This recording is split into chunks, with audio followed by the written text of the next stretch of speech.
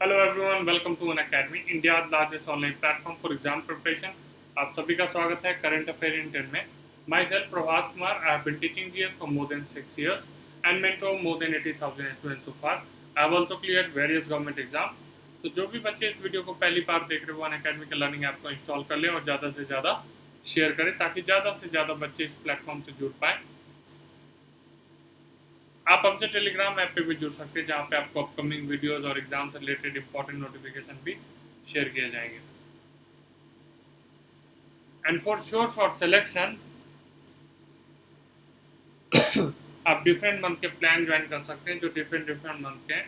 अगर आपको सिलेक्शन लेना है तो आपको पेड बैच ज्वाइन जरूर कर लेना चाहिए। मैं हमेशा यही कहूँगा कि 12 या 24 मंथ के प्लान को आप ऑप्ट करें, क्योंकि 1 से 1.5 साल नॉर्मल सा चीज़ है, एग्जाम की प्रिपरेशन में लग जाता है। दूसरा, आपको यहाँ पे जितने भी टॉप एजुकेटर्स हैं उन सभी के क्लास आपको अवेलेबल हो जाते हैं। ठीक है, तो आप उन सभी के क्लासों को एक्सेस कर पाते हो, वो भी अनलिमिटेड टाइम। प्लस पीडीएफ में आपको कंटेंट मिल जाता है। उसके बाद मैथ, रीजनिंग, इंग्लिश, जीए जो भी सब्जेक्ट आप पढ़ते हैं, तो हर साल उसमें कुछ ना कुछ चेंजेस होते हैं। तो वो सारे चीज़ आपको प्रीवियस ईयर के क्वेश्चन के साथ अपडेटेड मटेरियल भी मिल जाता है क्लास के हिसाब से। ठीक है, उसके और भी क्या फ़ायदे हैं, देखिए, एक तो मॉक टेस्ट आप रेगुलर दे पाते हैं, टेस्ट सीरीज। ठीक है, तो ये सब भी आपके लिए प्लस पॉइंट है जो एग्जाम के लिए बहुत इंपॉर्टेंट है। मैंने 12 या 24 मंथ इसलिए भी आपको बताया क्योंकि अगर आप जीए को कंसिडर करते तो ये जीए काफ़ी इंपॉर्टेंट हो जाता है मेंस के हिसाब से। तो अगर आप इस समय को देख रहे हैं लॉकडाउन के टाइम में, तो आप देखते होंगे 4-5 मंथ में क्वेश्चन इतने आ नहीं रहे थे। तो हो सकता है वो लास्ट ईयर के भी क्वेश्चन पूछ रहे। तो इसलिए 12 से 24 मंथ के प्लान आपके लिए ज़्यादा सूटेबल होगा। अगर 6, 12 या 24 मंथ के प्लान आप लेते हैं तो इसको नो कॉस्ट ईएमआई में भी कन्वर्ट कर सकते हैं। प्लस इस रेफरेंस कोड को यूज करेंगे तो आपको 10% का डिस्काउंट भी मिल जाएगा। तो 6,000 का कोर्स 5,400 में अवेलेबल हो जाएगा और 7,200 का कोर्स 6,480 में। इस बात को आप ध्यान रखिएगा। चलिए शुरू करते हैं स्टैटिक एमसीक्यू। पहला क्वेश्चन है, how many countries are the permanent members of the SAARC? First है 12, सेकेंड है 8, थर्ड है 10 एंड फोर्थ है 7। तो आंसर हो जाएगा सेकेंड 8। और इसका फुल फॉर्म भी याद रखिएगा, South Asian Association for Regional Cooperation. और ये ध्यान रखिएगा, इसका हेडक्वार्टर कहाँ पे है? काठमांडू में। इसको भी ध्यान रखिएगा। और एक और है सोवेन, इसका भी हेडक्वार्टर कहाँ पे है? काठमांडू में। फुल फॉर्म क्या है? South Asian wildlife enforcement network. ये भी याद रख लीजिएगा। चलिए क्वेश्चन नंबर सेकंड है, Buddhist monument at Sanchi is UNESCO world heritage site based in which of these Indian state? First है हरियाणा, सेकंड है उत्तर प्रदेश, थर्ड है बिहार एंड फोर्थ है मध्य प्रदेश। तो याद रखिएगा मध्य प्रदेश। यूनेस्को का भी फुल फॉर्म इंपॉर्टेंट है, ये भी याद रख लीजिएगा, United Nations Educational Scientific Cultural Organisation. ठीक है, और यूनेस्को का हेडक्वार्टर कहाँ पे है? तो ये भी याद रखेंगे। तो यूनेस्को का हेडक्वार्टर कहाँ पे हो गया? पेरिस में। क्वेश्चन नंबर थर्ड है, Sangam youth festival is celebrated in which Indian state? First है जम्मू एंड कश्मीर, सेकेंड है वेस्ट बंगाल, थर्ड है अरुणाचल प्रदेश, फोर्थ है कर्नाटका। तो आंसर याद कर लीजिएगा, जम्मू एंड कश्मीर।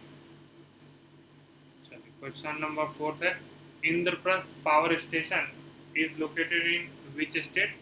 फर्स्ट है हरियाणा, सेकेंड है राजस्थान, थर्ड है बिहार एंड फोर्थ है दिल्ली। तो ये तो सभी को मालूम होगा, फोर्थ का फोर्थ दिल्ली।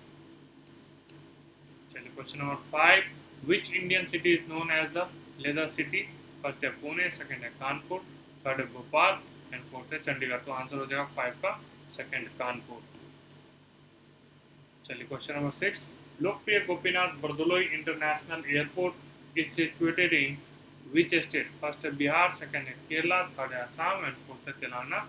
इसका याद रखिएगा, आसाम। लोकप्रिय गोपीनाथ बरदोलोई इंटरनेशनल एयरपोर्ट कहाँ पे है? तो आसाम में।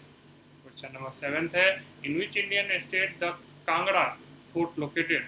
फर्स्ट है हिमाचल प्रदेश, दूसरा है उत्तर प्रदेश, थर्ड है केरला 4th है उत्तराखंड, तो आंसर हो जाएगा इसका हिमाचल प्रदेश। ठीक है, तो याद रख लीजिएगा इसका। इसके 2 कैपिटल हैं, एक तो सबको मालूम है शिमला, ठीक है, तो ये समर कैपिटल हो गया। दूसरा कौन सा है, धर्मशाला, तो ये विंटर कैपिटल हो गया, तो इसको भी याद रख लीजिएगा।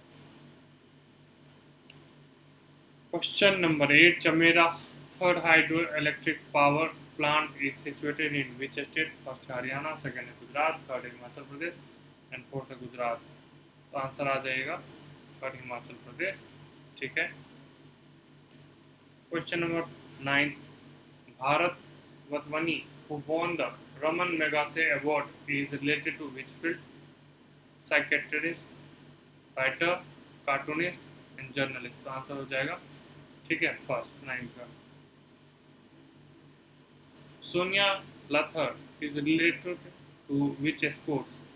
लॉन्ग जंप, सेकंड है बॉक्सिंग, थर्ड है गोल्फ एंड फोर्थ है जूडो। तो आंसर हो जाएगा 10th का सेकंड बॉक्सिंग। तो आज के लिए इतना ही। अगर ये सेशन आपको पसंद आए तो बेल आइकन को जरूर हिट कीजिएगा, और अनअकैडमी से कोई भी प्लान परचेज करते हैं तो इस रेफरेंस कोड को यूज कीजिए, दैट इज प्रवास PRAVHSH। इसके तहत आपको 10% का डिस्काउंट मिल जाएगा। चैनल को सब्सक्राइब कर लीजिएगा। अगर आप टेलीग्राम पे जुड़ना चाहते हैं तो यहाँ पे 2 चीज़ आपको अवेलेबल हो जाएगा, एक तो अपकमिंग वीडियो और साथ के साथ एग्जाम से रिलेटेड इंपॉर्टेंट नोटिफिकेशन। ठीक है, आप यूट्यूब पे भी कमेंट कर सकते हैं अपने सजेशन। तो आज के लिए बच्चों इतना ही। होप कि आप लोग प्रिपरेशन कर रहे होंगे जोर शोर से। एग्ज़ाम को फोकस करके 10 से 12 घंटे पढ़ना शुरू कर दीजिए, वो आपके लिए ज़्यादा इंपॉर्टेंट रहेगा। ठीक है, मेरे हिसाब से आप लोग अभी पढ़ भी रहे होंगे, क्योंकि 4-5 आवर में कुछ नहीं हो सकता आपका, क्योंकि 2 घंटे तो आपको सिर्फ और सिर्फ टेस्ट सीरीज में ही निकल जाता है, प्लस आप क्लास लेते हैं तो 2 घंटे से 3 घंटे की क्लास हो जाती है, तो 5 घंटे तो उसी में निकल गए।